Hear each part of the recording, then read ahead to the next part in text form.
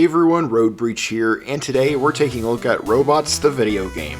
Robots was a computer animated movie that was released on March 11th, 2005, and stars Ewan McGregor, Robin Williams, Halle Berry, Stanley Tucci, Greg Kinnear, and Mel Brooks. The film stars Rodney Copperbottom, a young inventor who wants to change the world and meet his idol Big Weld. The movie has great animation, fun and likable characters, intelligent themes woven throughout the narrative, plenty of creative character designs, and a great life lesson that teaches kids you can shine no matter what you're made of. The movie also has a lot of adult humor that I didn't pick up until way late, but now I'm old enough to understand the intricacies of these well-placed jokes.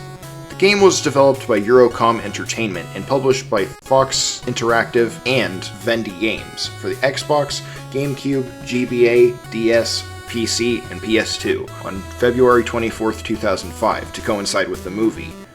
So, can this game fill this need? Well, let's grab a hot cup of lubricant and see what this game has to offer. Let's start off with the case first. It perfectly captures the feel of the movie while standing out from the actual movie case. Rodney himself looks ready for adventure, although I can't imagine carrying a couple 100-pound grown robot would be easy for Wonderbot. We also get Fender in the background in a transport pod, with Ratchet standing on a platform. Fender, you might want to get your head back in the pod. You might lose it again. No! No! Oh, great! And to top it all off, we get the movie logo right at the top. This also happens to be the first GameCube game I've gotten a hold of. And I gotta point out the size of this disc. This would be perfect for Tiny Box Tim. Now, onto the game. This game's graphics are pretty standard for the GameCube, but the levels and locations are translated pretty well from the movie. Rivet Town, Robot City, the train station, the Outmode Zone.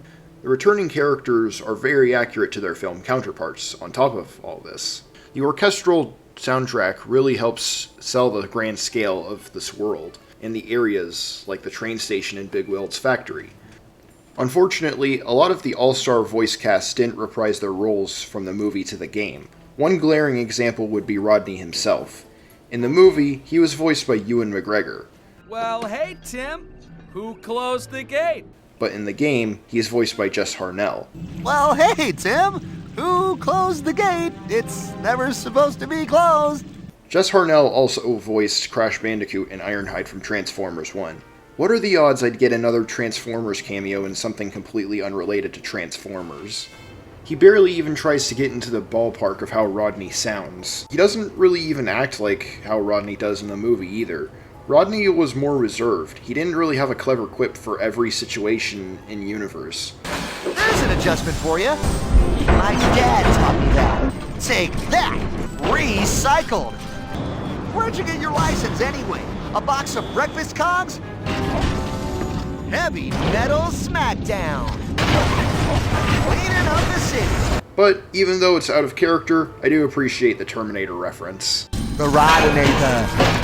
One of the few voices that did get to voice the game from the movie was Stanley Tucci. He voices Herb Copperbottom, who also acts as our narrator to tell us the story from the movie in an abridged manner. Some of the cutscenes in the game are clips from the movie, with Herb Copperbottom giving us exposition for what happens in the story from level to level. However, some of the cutscenes just have fluff that's not filled by exposition from Herb, and there's one cutscene in particular that I feel could have used a bit of editing. In particular, the point in the game where Rodney lands in a metal barrel with Fender unscrewing Rodney's foot, while Herb tells us he made a home with the Rusties. But this doesn't line up with what happens after where you're in the Outmode Zone looking for Fender's head. I understand they wanted to tell the events of the movie in an alternate chronology from the movie. After all, they did render an entirely new scene for the game where instead of Fender riding with Rodney in the transport pod, this random grainy character rides with him instead, but I would at least appreciate some consistency with the visuals and narration. Anyway, Rivet Town is pretty much your tutorial level to get used to the controls. And trust me, you'll get used to the controls fairly quickly. The only thing that I needed to change was the camera controls. Rodney's movement is very responsive. Every time I wanted to jog from point A to B, I would just move the left stick and Rodney would move without any resistance. The platforming controls are great all around. It's easy to get through these obstacle courses because the programmers obviously knew what they were doing when coding the basic movement. You also have a double jump, because of course you would, and Rodney will grab onto ledges when you jump into them, which you can vault over to get yourself onto the ledge, kinda like another platform action game with a robot protagonist. Speaking of which, you get some gadgets and weapons to cycle through, like the scrap launcher, the magnet beam, and the electro bombs. You get these gadgets by picking up 16 pieces of the blueprint for said gadget, which you get from Jack Hammer's relatives in each level, except for Wonderbot and the scrap launcher. You get that from Rivet Town. The scrap launcher uses ammo that you can find all around the levels, and by taking out enemies. The scrap also serves as money for upgrades, but you can only hold 200 scrap at the start of the game. And there are some instances where you need to pick up gold scrap to get past a certain obstacle. Hello and welcome to Robot City Transport. Transport pod rental is 10 gold scrap. Would you like to rent a transport pod? Yeah, like that. But back to the gadgets. Each one can be used in combat and in the puzzles. These terminals can be interfaced by the wrench, which you can use as a melee weapon, and these targets can be shot by the scrap launcher, which you can use as a ranged weapon. You can also aim the scrap launcher by holding R and moving either stick to your intended target. I used this a lot when it came to the combat. However, the one drawback to this targeting mode is that when you're holding R, you're completely stuck in place. So, if you're using targeting mode and you get attacked, you'll get knocked out of targeting mode and you'll have to re-strategize. But all of your ranged weapons can be used without the targeting mode if they're on the same elevation you are.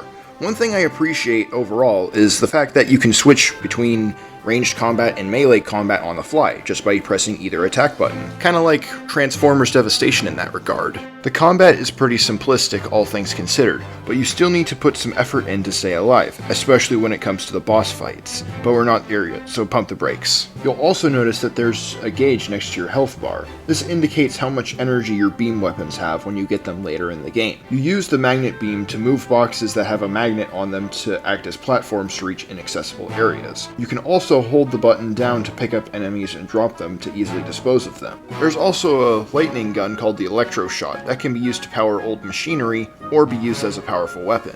Both of these energy draining weapons can be recharged by pressing a button on these recharge pads. They won't be used too often, mostly because you'll be using the scrap launcher and a wrench to take out enemies, and the puzzles that require these gadgets are often very few and far between.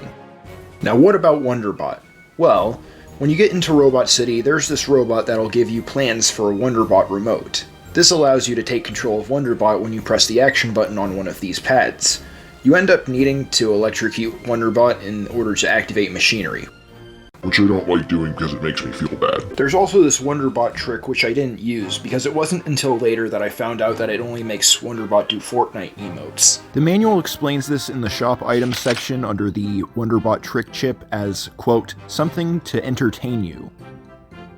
Is that not why I turned the game on to begin with? Later in the game, you get the ability to glide with Wonderbot by double jumping and pressing the action button. This makes a lot of sense, because Rodney probably weighs a couple 100 pounds, so the most Wonderbot could probably do is fall with style. Like I kept mentioning, you can use the scrap as money and ammo. Throughout the levels, there are these kiosks where you can buy upgrades and save your game. The upgrades consist of increasing your scrap capacity, detecting mission objectives and gold scrap in the targeting mode and map, and different firing modes for your scrap launcher. Now, movie games can have varying degrees of faithfulness to the movie they're based on, and in this case, the story is loosely based around the movie. And like I mentioned, the events in the game are told in an alternate chronology from the movie, and the Big Weld Ball doesn't even happen. Instead of the Robot City transit system being a terrifying carnival ride, the transport pod is more like a car of sorts. And now that I've mentioned it, how are the transport pod controls? Well, the steering feels very sensitive, and you also have a boost that you use with the right trigger. And the GameCube controller has these awesome squishy triggers that I love to use. The boost makes use of your energy gauge, but it regenerates by itself in these sections. But this leaves me with a question. Why not have that for the whole game? These recharge pads don't really serve any good purpose in the platforming sections besides adding a mild inconvenience that doesn't really do much for the game at large. Besides that, when you get onto the Robot City streets, all hell breaks loose. Everyone on the road is out for blood, and they come out of nowhere to ram into you. Oh shit, Tim! Oh god, get out of the way! Fuck! Oh, Come on, get slow down! And while we're on the topic of aggression, Piper in this game. She is not the same person as her film counterpart. Hotshot, I've seen your driving. You think you're pretty good, eh? Want a race?